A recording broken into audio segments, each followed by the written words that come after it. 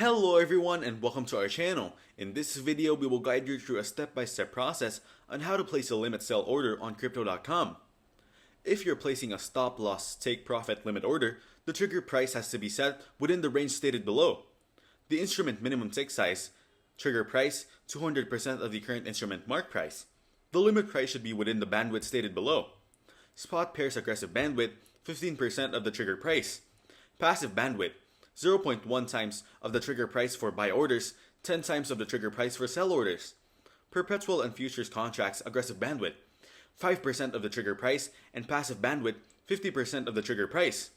If you're placing a stop loss take profit market order, you need to enter the trigger price according to the conditions described above. Once the mark price reaches the trigger price, a mark order will be placed at the next available price. Stop loss orders can help traders mitigate risk by automatically closing a long/short position if the price moves unfavorably. A stop loss order can also be placed if the user does not have an open position.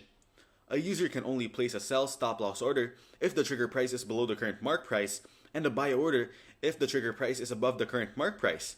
Thanks for watching. Don't forget to like and subscribe for more videos like this.